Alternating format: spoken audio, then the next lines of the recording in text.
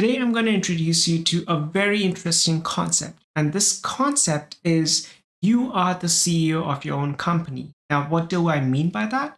What I mean by that is that you, as the CEO of your company, can decide when do you want to trade and when do you not want to trade and when do you want to pull back. Now, similar to that, you also have employees in your fictitious company that work for you. Now, let me just elaborate what I mean by that.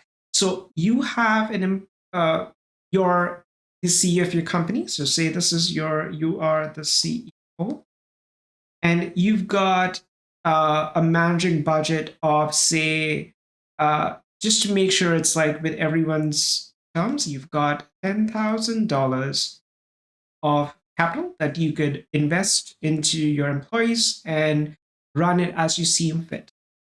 So you've got employee one named Adam, got employee two named Sam. I'm just giving a different names to these employees. Employee three called Rachel. Employee four called Leo, and so on and so forth. Now, you're the CEO and you manage all these employees.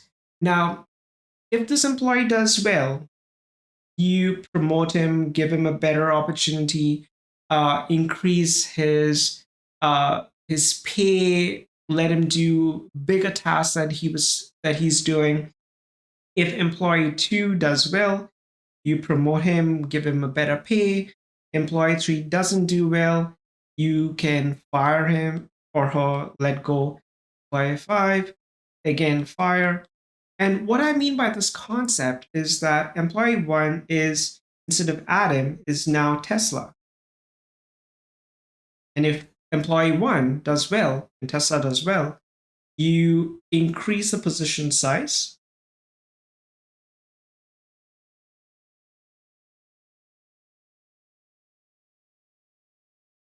If employee two does well, you do the same thing.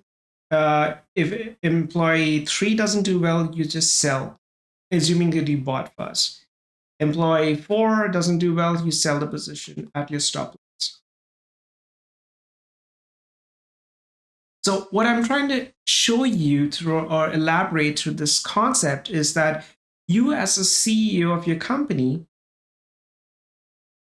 can decide what do you want to do with your employees. So employee A, Tesla, buy if it's doing well, sell if it's not doing well. Employee two is Amazon. And again, this is just examples. If it's doing well, buy. If it's not doing well, sell. And so on and so forth. And you've got the 10,000 capital to utilize it how you see fit. And through this process, you then have the survival of the fittest. The top performers now move ahead to the next round, where you will then invest into those downstream. So you could also look at it like a World Cup, where it's a knockout round where you don't give a chance for the performers that are slackers or are not in their A game today.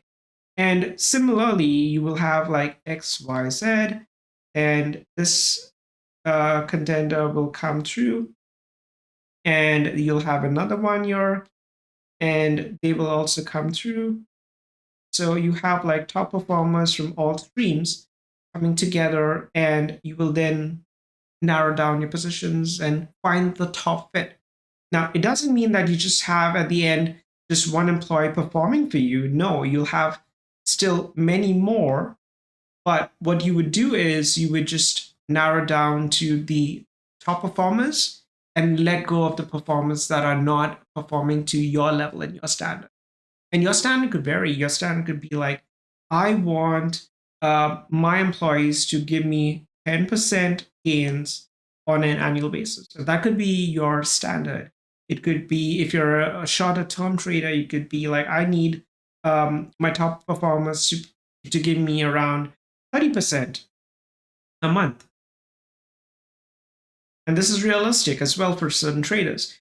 And so, whatever your criteria is, if they don't meet the criteria, you got to let go and find better employees, in other terms, better stocks that would then give you the same returns that you're hoping to give you. So, I hope this concept makes sense.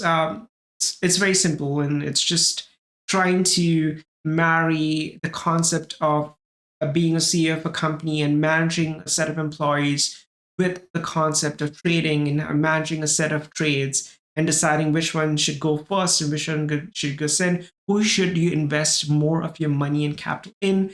Who should you scale back on? And who you should let go. I hope this concept makes sense. And I hope you can apply this into your trading and become a more successful trader. So stay tuned for more such videos as I introduce you to varying degrees of concepts that will introduce you to the trading methodology and teach you more about it.